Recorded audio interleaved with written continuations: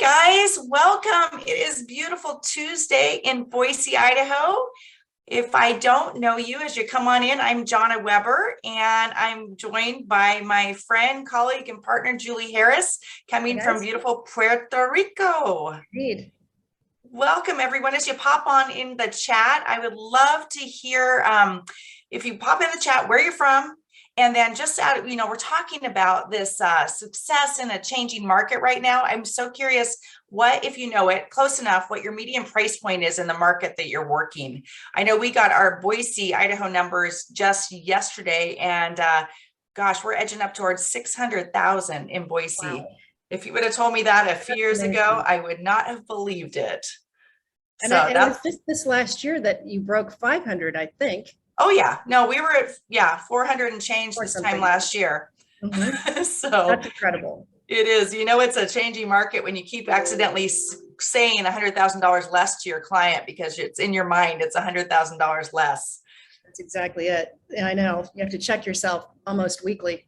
Totally. Are you seeing that, Julie? In as people come into the room, are you seeing that in like nearly every market right now? Well, as a coaching organization, we do speak with so many different markets: East Coast, West Coast, middle of the country, Canadians.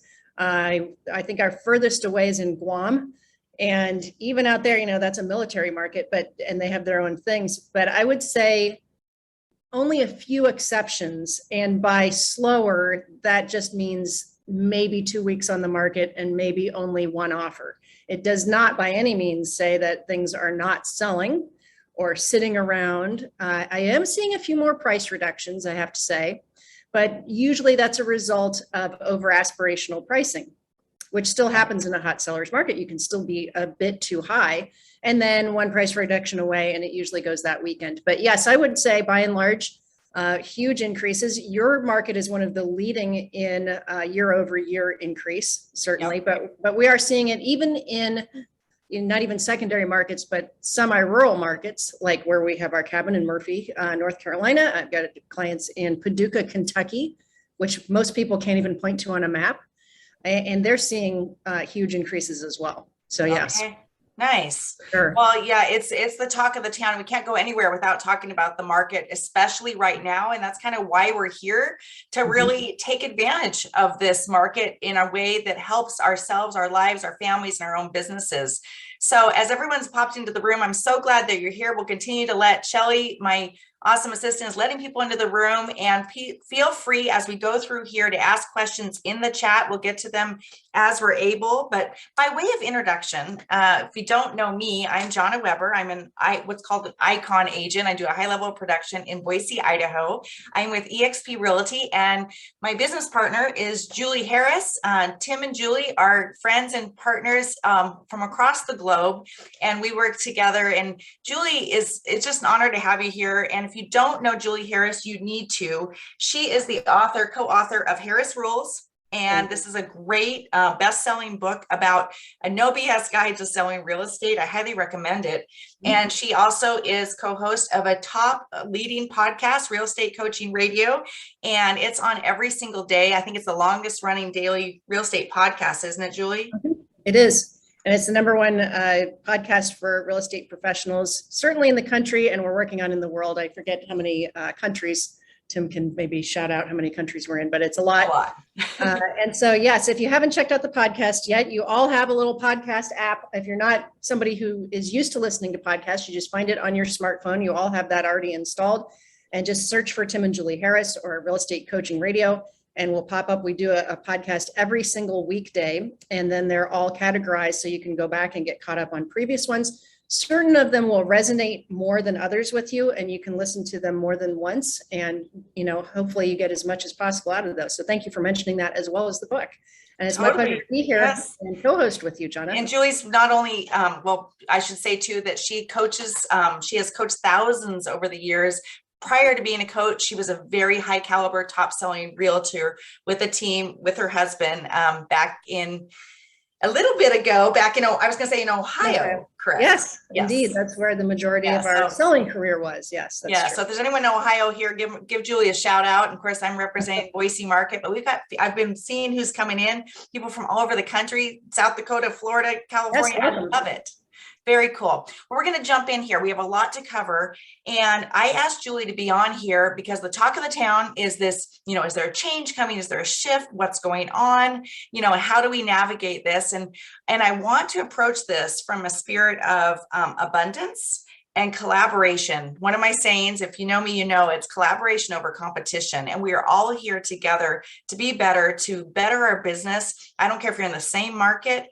We are here to collaborate, not have competition. And we're going to take advantage of this market, whatever we're seeing here. And it's a little bit early to see some of, the trends that we're seeing, but I want you to take this opportunity and not have it be anything fearful, but to think about, the chance to level up and develop the skills that we're going to need and want, and our clients are counting on us to succeed, but succeed at a really high level. Agreed. Okay, so that's the premise here. And Julie mentioned her podcast. I've been listening. If you haven't listened to last week's podcast, what is it called? A series that about 20 ways to get business, basically. There were some phenomenal tips on there. I pulled out just a few that I wanted to specifically drill down on. There's a lot of great ones that a lot of you are implementing already for sale by owners and expireds and door knocking, all that good stuff. But I wanted to pull out a few that were really things that you don't hear every day. Sure. And the first thing that caught my attention is, you always talk about going beyond the MLS, but you did mention the MLS specifically on the podcast and how to change it up a little when you've got buyers looking for homes. Can you expand on that, Julie? Yes, and I really think that this is something that, since we all use the MLS all the time, it's your primary tool that you go to first. There's a couple of thoughts here. One is, especially for newer agents, but even if you've been at it for a while, your board always offers a getting to know your MLS course. Sometimes you can even get CE credit for it. And I would highly recommend that you all spend, however long, an hour taking that course so that you know what's behind just your typical searches, because your MLSs can do so much more for you, but you've got to know how to find things. So that's number one. But really, the first question is, how well do you really know your buyers? Sometimes we can be too particular with our searches. So maybe they're really attached, like they said to you, I've got to have at least 1,500 square feet. And if you're always searching 1,200 to 1,700, maybe you're not finding something that's 1,730 that is perfect for them. So don't be too specific. And remember too, that buyers don't really know as much what they want as we give them credit for sometimes. So a buyer that says, no, I would never consider new construction, it's just not for me. Well, maybe you show them 3 houses that are resale because you think that's what meets their criteria, and just put a new construction house on the end just to see what they really feel about it, especially if all the other criteria like school district and neighborhood and drive time is correct for them. So think out of the box. Same thing and this applies especially for first-time buyers who are most affected by our higher interest rates and by lower inventory and having a hard time competing against investors, or if you're FHA or VA, you're having a harder time. So maybe, and I know you guys do have some of this, somebody who thinks that they have to have a single family home, 3-bedroom, 2-bath, whatever, and they just either can't find it, you can't find it, or they can't compete. Show them a condo, show them a townhome, show them something that is just like where they think they want to live, but is just as nice a community that's a little further out and a little less expensive. I love that. I think out of the box. It's so true. I think we get used to putting that SF single family in there and don't think besides that. Great point. We found a buyer home. Our team found a buyer home this week, actually, that was about 5 miles out from where they absolutely thought they had to be, but it met all of the criteria and then some, and they're thrilled. So it's fun to think outside the box. Jumping in here, just because I know we've got so much to cover here. You mentioned contact like short-term rentals, Airbnb. Yes. Tell us about that. That's right. So one of the underutilized resources that you all have, and we're talking about things that are not the MLS, is vacation rental by owner. That's vrbo.com, homeaway.com. There's a third one I can't think of right now. Airbnb, thank you, .com. And so the cool thing about that is you can certainly search geographically. It plots it out on the map. It shows what it should rent for. You guys know from doing your CMAs what it probably is worth. You can figure it out in your normal way, but it also shows contact the owner. Now, sometimes that's going to go to a management company, but very often it goes to the actual homeowner. These are short-term rentals. Now, here's what's happening with short-term rentals in many areas of the country. They are getting regulated out of being the cash cows that they have been by cities saying either you're not allowed to have short-term rentals, defined differently by different cities, 90 days, 6 months, 30 days, whatever. You might have to register it and pay a tax on that rent. And in some places like downtown Austin, some condo buildings, you can't do any short-term rentals. It's a year or longer and that's it. It's simply not allowed by the HOA or by the city. Now, that's not true everywhere. If it's not true where you're looking, maybe that homeowner is just tired of the management of it. Maybe they're not making what they used to. Maybe they see, because you say, you know, I'm not sure if you're aware what it's worth in today's market. Would you like me to show you what I probably can sell it for you? A free comparative market analysis. You tell them that, gosh, you know what? It's not worth the 375 you thought a year and a half ago. It's worth 550. And maybe that inspires them to sell. Now, the advantage to all of these methods, and there are 23 that we talked about on last week's podcast series, is that probably 20 of them, you are likely to not have any competition because they're not in the MLS. Right. And because most agents are not doing these methods to find it. They're just saying, oh, well, there's nothing on the market. Very good point. And to that point, I sold a couple for sale by owners, or it's not for sale by owners, short-term rentals this year. And I've been contacted by a couple of others in the last couple of weeks. We do have new regulations in Boise, licensing requirements, and people are find the ones that are self-managing, because a lot of them are tired and their numbers don't work when they price in their management. And so they're really looking at it and going, is this really worth it? Plus, they can sell for top dollar. When you're able to sell it furnished and you can show that's operating Airbnb, we got some really good money for our sellers this year. Absolutely. So and you can look at their calendar, their rental calendar, and see, you know,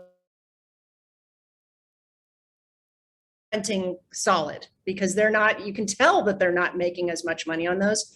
Again, to your point, go to the ones that are self-managed.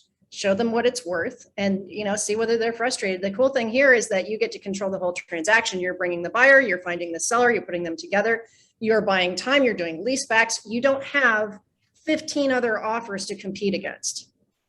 100%. A great point. And again, we're just trying to drill down on a few things that you may not be thinking of, that you don't hear every day, as we're still coping with this low inventory, ways to drum up that inventory for your listing inventory. And then, of course, if you've got buyers that just haven't found what they need, you can marry those two together. And on that, I'm just going to cover one more thing, because I encourage you to all go back and listen to those 23 points. They're amazing. But the last thing I wanted to cover specifically is talking and creating relationships with new construction reps. Tell us about that. Yes.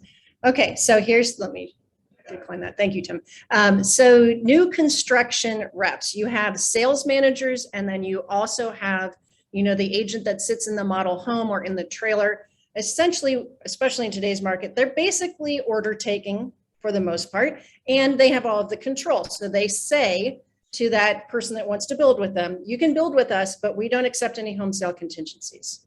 And this is particularly true as you go up market, because somebody who's going to build at 750, that's probably not a first-time buyer, right? They probably are coming from a $400,000 or $500,000 home that they're going to have to sell. Now, that new construction rep does not take resale. I mean, there may be 1 out of 20 that works for a smaller builder, and maybe they do, but by and large, they don't take resale. Some of their contracts actually say, you work for us, you're an employer, an independent contractor, but we don't want you to do anything else. You're not taking resale. Well, what happens to those resale leads? They're probably sitting on a stack of them. Now, you can enter into new construction without selling your house, but usually a builder will say by the time they get into drywall or 3 months in, you better remove your home sale contingency, or you don't even get to have one going in. You just know that's how it's going to go. So become friendly with those new construction reps. It's one of the easiest ways to get your feet wet with new construction at all. You're not in there asking for a listing. You're not in there. Maybe you bring a buyer in, that would be fantastic, build that relationship. But while you're in there, just simply ask after be polite, get to know the inventory, bring them some cookies, bring them a Starbucks gift card, right? Build the relationship, but find out, gosh, I'm curious, when somebody has a home to sell, what happens to that lead? You mean you guys don't list those, do you? Oh, no, we don't do that. Occasionally you'll find a builder that will do some kind of, they'll take it into inventory.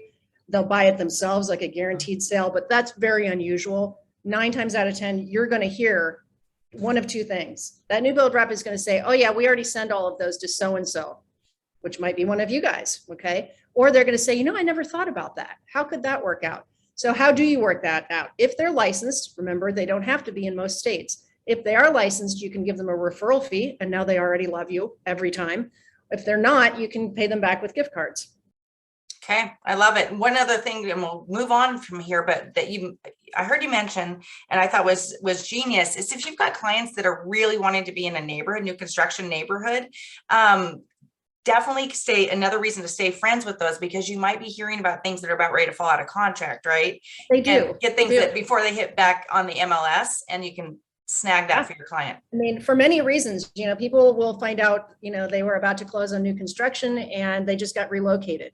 They got divorced. They didn't get their financing. They overpriced their house and aren't getting the equity that they thought they were to pay cash for the new construction.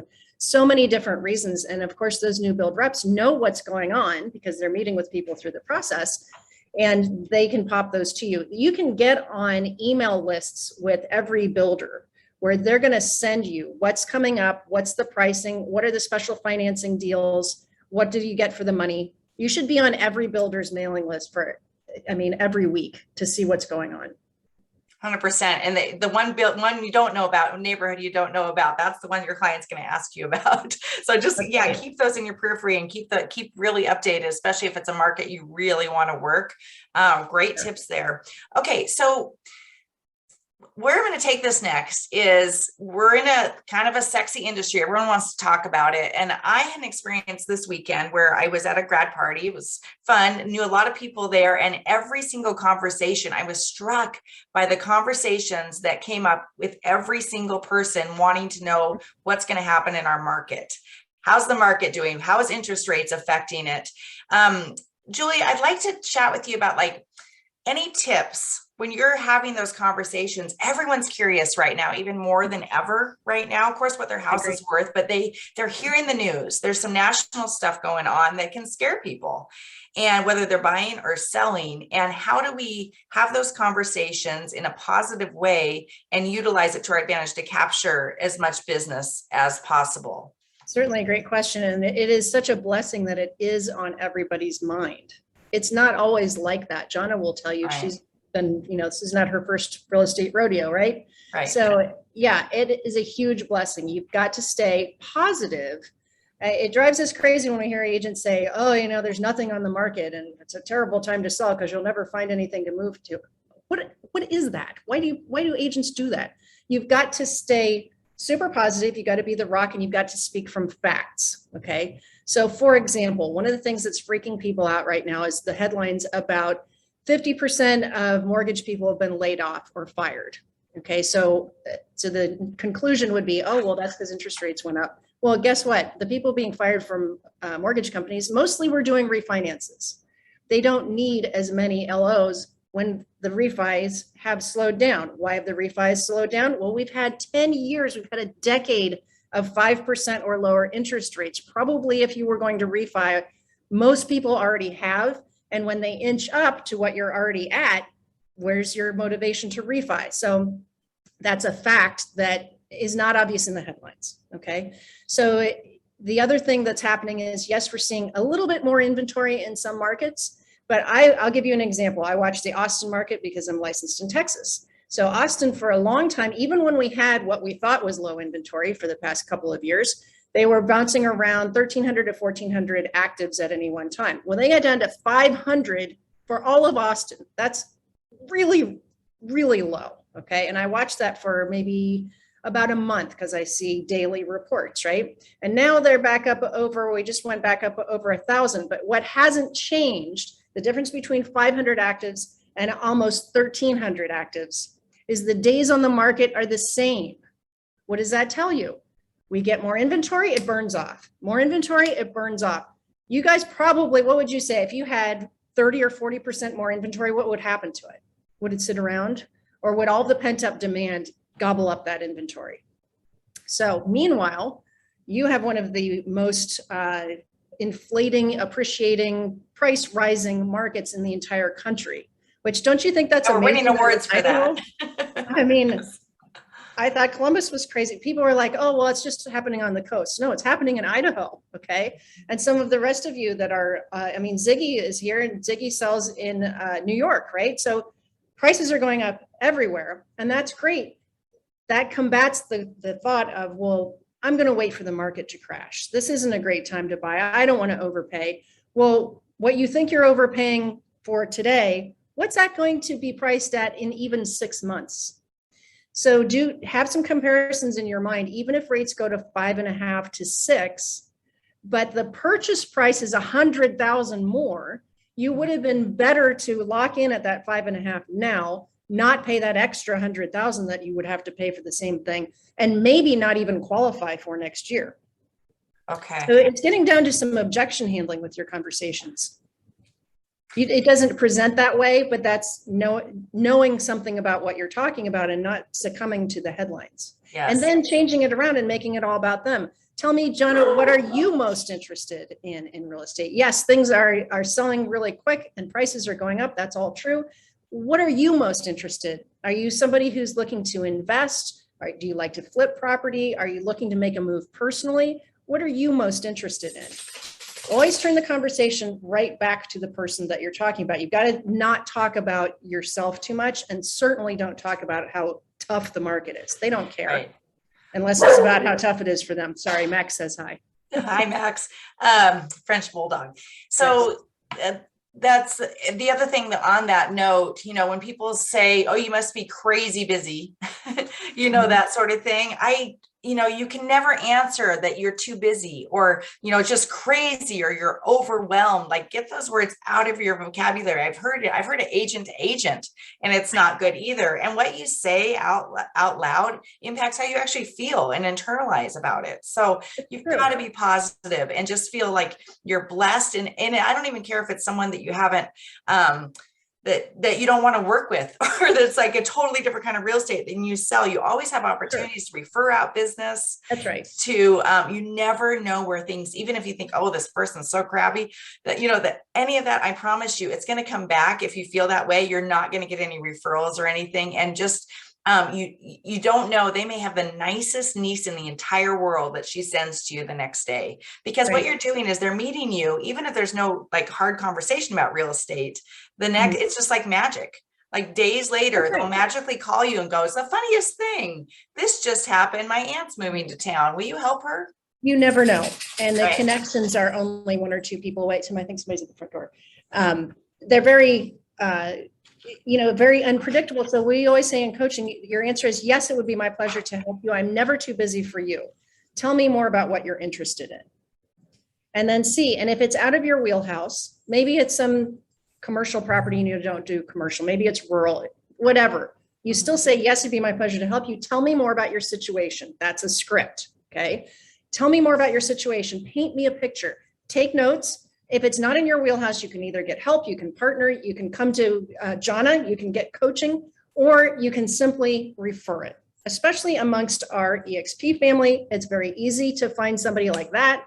There was a referral to Lake Como last week in Italy, okay? So, and I noticed, I think we're in New Zealand as of, I think this morning. Yesterday, Yeah.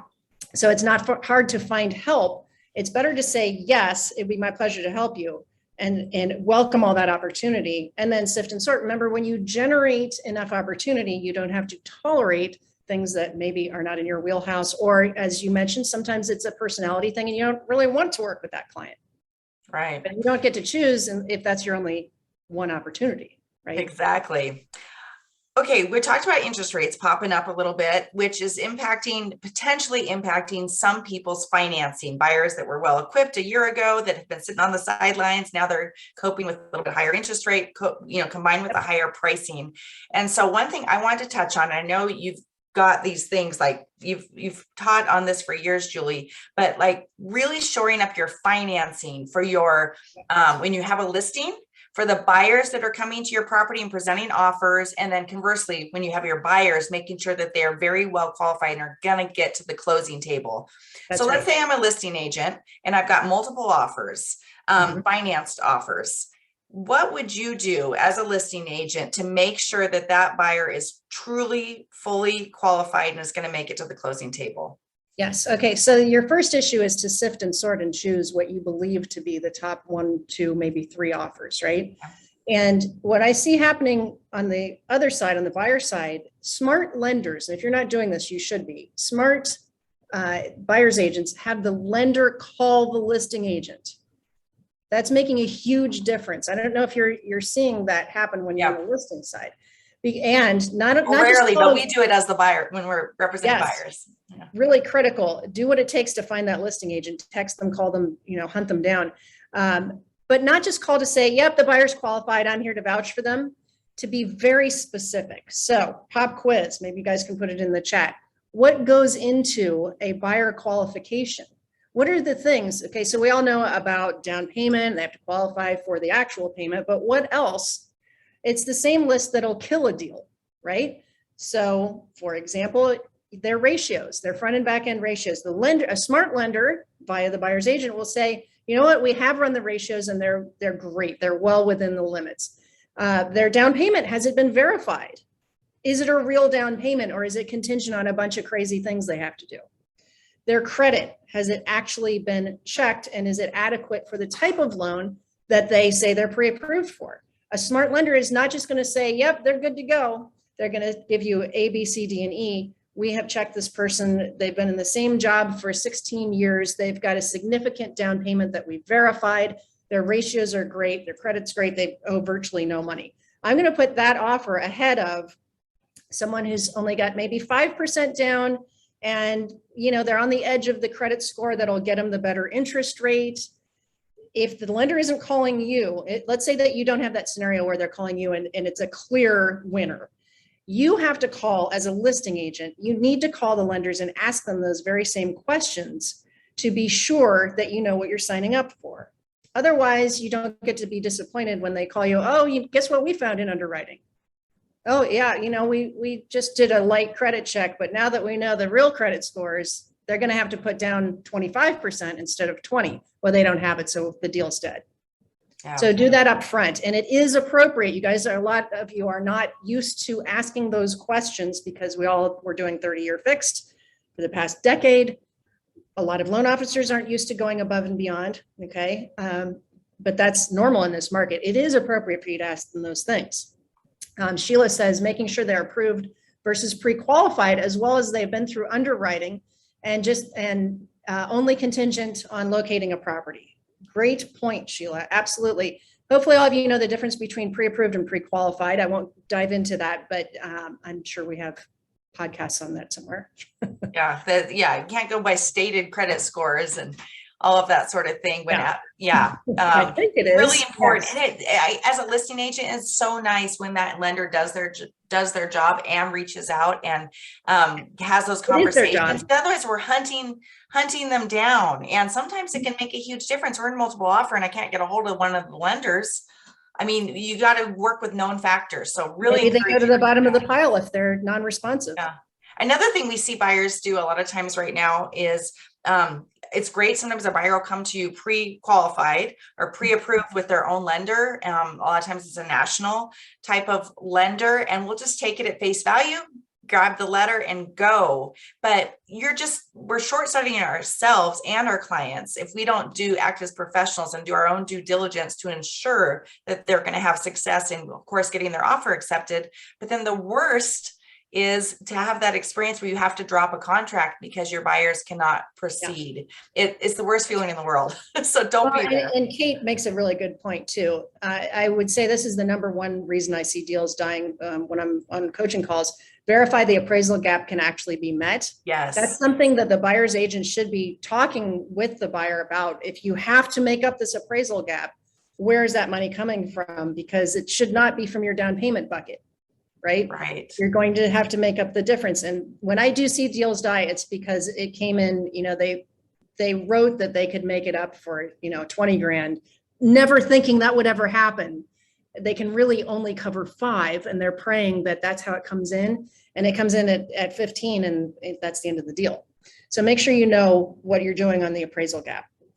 The very good point. I did have a deal fall once, even though they state that they can pay that gap, it's a very different situation when they have to come to that table with money. So yes, but let me point out one thing here is that this comes down to the buyer's agent skill as well, because not all buyers are created equal, right? So let's say that happens and, oh my gosh, I can't make up that appraisal gap.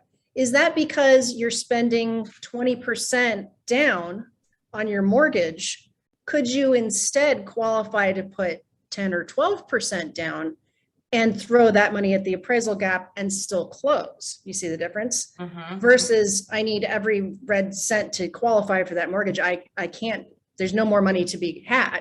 Sometimes changing the type of mortgage can save the deal, which again, most agents aren't used to doing right now. And don't give up too easily, right? Because I've saved deals where I've literally 72 hours before closing, found out that this lender was not going to be, it was like, say, for instance, a portfolio loan, and the underwriters up in the sky, the upper ups aren't going to accept it. And I've had to transfer that entire package to a completely different lender, maybe extend a week, but you get it done. I see a lot of agents when I check in on a transaction and they said, oh, we had to terminate.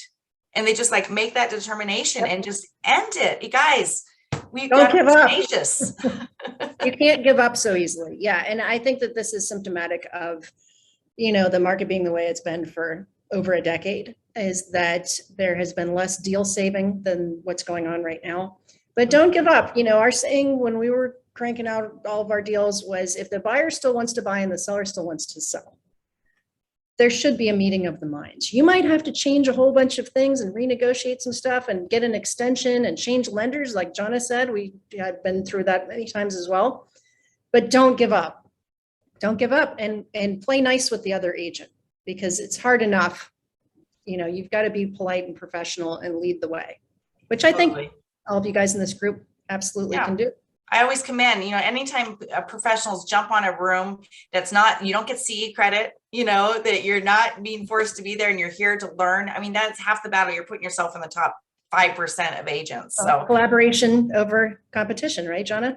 Totally. I'm so glad that you're all here.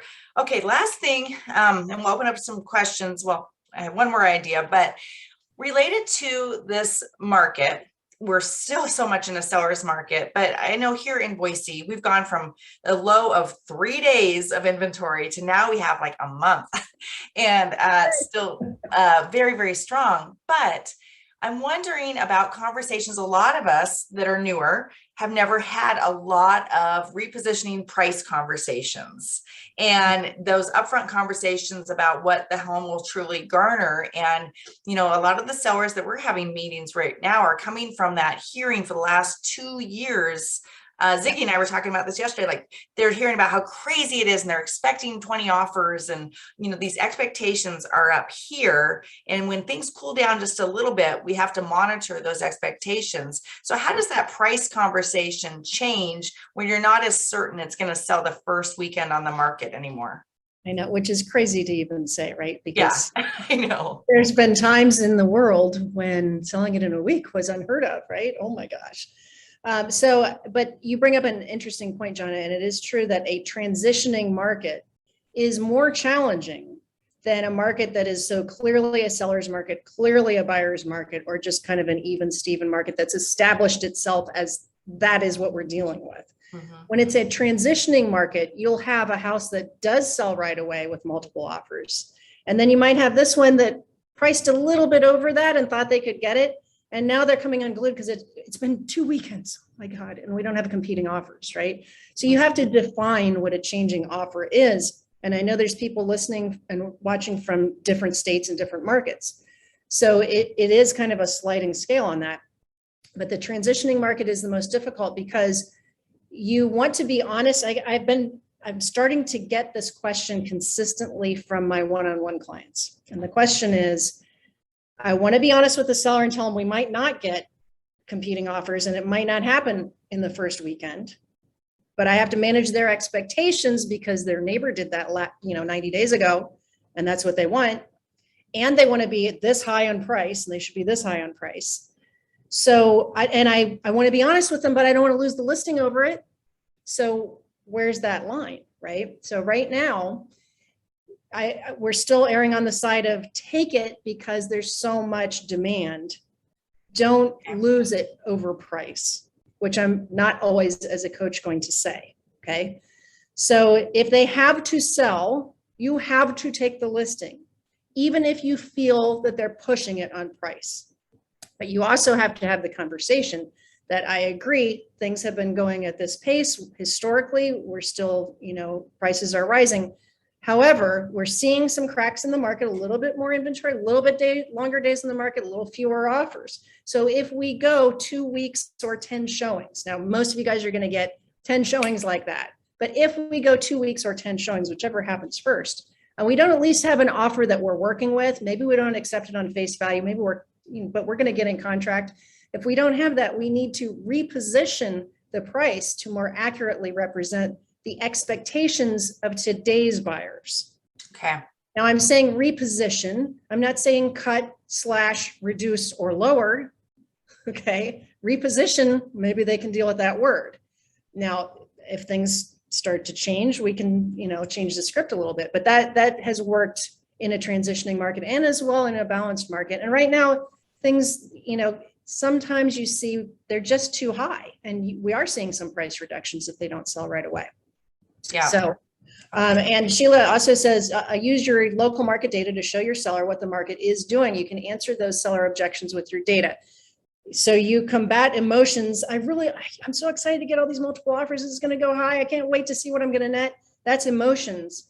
To Sheila's point, use facts to solidify that and still staying very positive. If you come off too negative, like you're freaking out about the market, they're going to lose confidence in you, and they're going to go with somebody who says, yes, you can have your price, and yep, we'll get it out there on the market and we can expect multiple offers like this. You cannot seem nervous. Right. You can't be like, oh, I don't know what's happening with these interest rates. Yep. You've got to be their advocate, and you have to believe in the process. You can lose a listing because they'll say, well, I went with somebody that just believed more in the house or believed more in my price. And you're going to keep hearing that until things shift. And I really don't think we're going to have something that would be like a crash or a big adjustment. It's just things will settle a little bit. Okay, that's great. Having 30 or 60 days on the market is not a bad thing. I know you guys think that that's like the end of the world, but it's not. Here's the thing that's good about, there's multiple things, but think about our opportunity to market ourselves as agents when we've got a listing on the market for more than a day. And a lot of times right now they're selling so fast, people don't even have the opportunity to stay open for the open house. So, 30 days on market, that's 4 to 8 incredible open house opportunities, door knocking opportunities, your signs there that much longer, you're on social media. All the things, we got to view it as a free marketing. That's what I think. Absolutely. I really hope, I joke that I pray to the real estate gods every night for all of you, that we have a bit longer days on the market for exactly what Jonna just said. You can market yourself, you can build listing inventory, you can build your systems, you can lead generate from that listing. And 30 to 60 is pretty nice because it's still going to sell. Right. You're probably still going to get real close to the list price. It's not so long the seller's considering firing you. You can do a whole bunch of open houses in marketing, and then you still have a great sold sign. Great point. I want to take Bobby's question here. Bobby Leach is out of Texas, and he said that he asked if we'd lock in up front with the sellers to reduce by a certain percentage in 10 days, if you put that in the original agreement. We used to do that. Not every single time. It kind of depends on the seller's situation and how the feel of the appointment is. If you can, it's always good to do that. I think it's probably a bit challenging for some right now because it still has this bubbly feel to it. I think I would probably be careful on that. If you can and you feel that they are open to that, I would say particularly in the case of sellers who actually have to sell with an actual time frame. So That's when you use your scripts. Ideally, Jonna, when would you like this process to be over? You said you have to move right away. Give me some dates. Paint me a picture. When, you're relocating, you're doing this, you're building new construction. Ideally, when do we need to have this done by? And if it's like 30 days or less, then yes, Bobby, absolutely. I would have that conversation up front and we would have a plan. If they're like, well, we have all summer to deal with this. As long as it's done before Thanksgiving, we're good. That's a different conversation that somebody that's taking a job in Miami next week. Right. And it's also a really good strategy to use to have that verbal conversation. If you've got kind of a unicorn of a property that's really hard to comp out. And I like to use the phrase, the market's going to tell us, we're going to put it out there. We're going to put it out in all its glory and we're going to see what happens. And, we're exposing it to as many people as possible. And it's not you saying it's not worth as much as they think it is. It's the market telling you. If you have questions, more questions, I want to open it up. So please feel free to put them in the chat right now and I'll take a look for them because this is your opportunity. Julie is a highly sought after coach. I don't know if you know about her private coaching services, but she's well regarded. So please go ahead and put any other questions in there. The last thing that I really had, Julie, is just the importance of taking care of ourselves as agents, because I think for a lot of agents, going into uncharted territories is a little bit different. I know every market's always changing, but we've been hearing the same scenario for the last few years. And now we're, circling back and just having a little bit different experiences. What would you say as far as any advice or tip for agents just taking care of themselves right now? It's a good question. And I do have that come up on a lot of coaching calls, especially my one-on-one clients that are like your profile and like Ziggy, for example, where you're go, go, go all the time. Mm-hmm. And, this business can be tough. You're not, especially on the buyer side. I mean, the first thing I would say is work really hard to be a listing agent because the lifestyle of the listing agent is better than slogging buyers around and not winning every time, and then the buyer fires you or you find out they bought it for sale by owner or something like that. So I think from a professional standpoint, being a listing agent is good for you in many different ways. But as far as taking care of yourself, I often have homework for my coaching clients that's take a 3-day weekend, go to the spa, take care of yourself. Go on, my guy clients often will disappear for a week on a hunting trip, or you have to refill the cup. And today we're starting a series called How to Be the Introvert's Guide to Being a Real Estate Rock Star. Introverts a little bit more have to take a breath and refill the cup. You're around people all the time. Maybe you're not a natural at that. You're not super expressive. But I think, knowing what makes you tick and what makes you feel like you can take on the world and not ignoring that, not hitting the wall. And I think it's almost easier to go and then feel it. And, oh God, now I've got to take care of myself, right?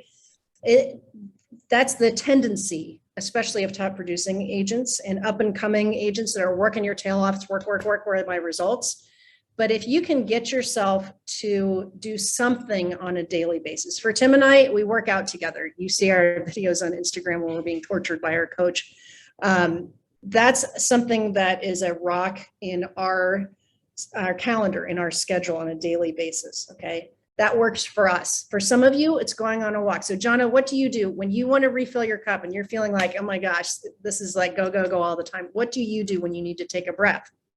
I go to group fitness classes. That's huge. I go to Shine Dance Fitness. So that's hip hop dance fun with girlfriends. And I've been going to Orange Theory since December. And that's made a big difference. It has made a big difference in my my metabolism, of course, but also just my mindset and just like that letting it out stuff I never thought I could do. And then like literally just walking the dog. I mean, those are 3 things that come to mind, but they all, the common thing there is movement, right? And I've had years where I haven't done any of it, but we got to remember, just take care of yourselves. We see agents burn out and it's a marathon. It's not a sprint, and you've got to pace yourself and condition yourself because you're a pro, may not be a pro athlete, but you are a pro, and your clients, are relying on you. So it's just really important. I wanted to mention that. I agree 100%. And, agents sometimes develop this thing, maybe it's some ego, I don't know, where it's like a badge of honor to, I haven't eaten a regular lunch in 2 weeks. or burning the midnight oil, and I pulled an all-nighter or whatever. Right. That's like this weird agent, badge of honor, but it's Exactly. actually unprofessional, bad Right. for you, bad for your clients. And they won't respect you if you blow into a closing going, oh my gosh, this and Yes. that. When I write contracts at 9 p.m., I make mistakes too. So, Well, that's true. And so you make a good point about that, Jonna, is that you all should have a quitting time, and you should have in your voicemail, if you're calling after business hours, leave me a message where I can reach you in the morning, mhm. so that you are training your prospects and clients to treat you like the professional that you hopefully are. But Right. it starts with you, because if you're out of control, they're going to just, abuse your schedule. We've done podcasts on that too, about your ideal daily schedule and having a starting time and a quitting time. Don't be like, well, if it's Tuesday and I don't have any appointments, I'm going to sleep in until noon.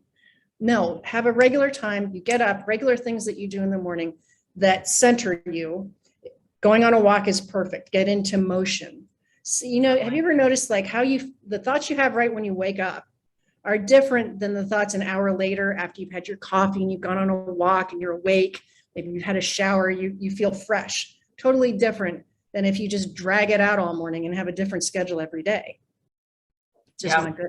Yeah, you get to the point, you get a habit. Like I can't sleep in on the weekends anymore, even if I try. So you have an 8-year-old, so you've got an excuse not to Yes. sleep in. A couple questions here. Kate Parkinson. Hi, Kate. Good to see you here. She's my friend from Clubhouse. Any suggestions for an FHA first-time client competing with investor buyers? Well, I'll throw that to you, Jonna. What would you do? Well, okay, it comes with shoring up financing, right? Having that lender go to bat for those clients with you to make sure that the seller has assurances. Love letters are a tricky thing now, so I wouldn't necessarily advise that. Sometimes it does help that they are owner occupied versus investor, type buyers. And then making every other term of your offer as strong as it can be. We're seeing a lot of information for inspection for informational purposes only. Sometimes just because someone's an FHA buyer does not mean they don't have other means necessary to bridge an appraisal gap or, different things that they can think creatively. FHA it's a loan type, right? But it does not necessarily mean that buyer is underqualified. It means that they're choosing that kind of financing. That's true. And everything you said, absolutely 100%. And, call the listing agent and find out how you can sweeten the deal. Maybe they're just really attached to their pool table and you're the only offer that'll let them keep it. Right. Yeah. It could be something as silly and simple as that. Yeah. But also, and again, this gets back to mortgages being different now than they were even 90 days ago. Make sure you know why that client's going FHA. Is that because they happened to go to an FHA lender because they knew they were a first-time buyer and they thought it was the thing to do? Remember that you can do a conventional loan with 3% down, assuming that your credit and your ratios and everything else is correct. If they are FHA because of their credit score, they probably have to stay FHA because FHA has lower credit score requirements and higher ratios. There may be a reason that they have to stay FHA, but maybe they could go conventional. And the only reason, because Jonna, your point is very valid, it's just a loan type, but it has not the best reputation amongst realtors who don't necessarily know any better. Right. Yep. And as a professional too, we as agents need to know when we're looking at those homes, what may or may not be a red flag for FHA. Sometimes I'll have like kind of a fixer and I'll get the FHA offer, and the agent doesn't seem to have a clue on what, might qualify for their client. So just get really familiar, make friends with your lender. And like Julie said, contacting the listing agent, make best friends with that listing agent. Be the one in there. Don't be annoying, but be highly professional and advocate for your clients. It gets the job done. Kim on our team just won a highly competitive multiple offer situation this weekend where she beat out someone that was $50,000 higher. Wow. And I think, if I were to guess, we had incredible buyers, but the strength of the listing agent's assurance that Kim was going to get that to closing is huge. That goes a long way. Well, it makes a big difference. This is also why you have to be nice every time to every agent, because you don't know if they're going to take a listing tomorrow that meets the criteria of your buyers or vice versa. Yeah, You can't, just even if they rub you the wrong way, you have to be the example in the transaction. You have to take the high road. It will serve you well over the long run. totally. We're going to wrap up here in just a minute, but I wanted to get, this is interesting, a little bit off topic, but you did a series recently about podcasting. And so Yes. Bobby in Texas is asking, is there any reason you're recommending doing podcasts versus concentrating on a YouTube channel? That is a good question that I This can is have. all for marketing, Well, you might know the answer to that, Jonna, but I will have Tim answer that if you send us an email. Tim@timandjulieharris.com or Julie@timandjulieharris.com, because that's probably going to take more detail than what I can give you. Definitely. If you haven't heard that series on starting a podcast, I thought it was phenomenal. I'm taking notes and planning to do the same, starting a podcast. So highly recommend. And if you want to, practice your podcast skills, join Jonna on her Clubhouse sessions, because that gets you used to speaking, to multiple people and kind of having to ask questions and having content and trying topics, all that good stuff. Yeah, we're on Clubhouse every morning, I will say, at 8 a.m. Mountain Standard Time, 10 Pacific. I mean, on there with Ziggy and Bill, who I think are here on the call too. Perfect. Well, guys, this has been great. I just am so appreciative of your time, Julie, and these incredible agents, many of which I know, a few that I don't. So I'm so excited that you got on here. And just to kind of wrap up with a bow, Julie and I are business partners at eXp Realty. We've created this, I should say, really, Tim and Julie have created this situation where we've got thousands of agents across the nation, now across the world, working together with this idea of collaboration and learning and ability to feed off one another to get better and better as agents. So it's just been a pleasure being in business with you, Julie. Yeah, you as well, Jonna. You do a fantastic job. If any of you guys need help, you can always go to Jonna. You can reach out to us. You are not a lone ranger out there. Don't guess at what you're doing. Don't turn down business because you're nervous about it. Get help. We're going to be there for you. And if we don't have the answer, we're going to show you where to get the answer. So don't be secret agents. Totally. And we're going to be doing more of these events coming up. And if you're curious, if you're not with eXp Realty and you're just kind of going, what is this? What's this about? Or who are these people here? I'm sure you've heard about eXp Realty and the growth that we're experiencing, over 80,000 agents now. If you have questions about that or like to discuss via phone or Zoom call, you can go ahead and reach out to me. And you can go to ylibertas.com. That is our eXp organization. Yeah. Just reach out there. There's lots of great videos. There's educational things there. Your questions can be answered there, all sorts of different things. And, if you get stuck, write down, what you're interested in, what you're curious about, what you don't maybe understand, shoot it to Jonna, reach out to us. We are all here for you. 100%. Well, guys, it's been great. Let's go have a fantastic week. We want to hear some success stories of deals that you're winning and feeling. I hope this leaves you feeling more equipped to go out there and take on the world as we not only just survive, but we thrive in this changing market. You guys are the example. So keep on doing the good work that you're doing. Keep on doing your deals. Work on being powerful listing agents and reach out when you need help. Jonna's right here. We're right here. So go out and do your deals. We're proud of you guys. Awesome. Okay, guys. And I say, go and grow. Thanks, ladies.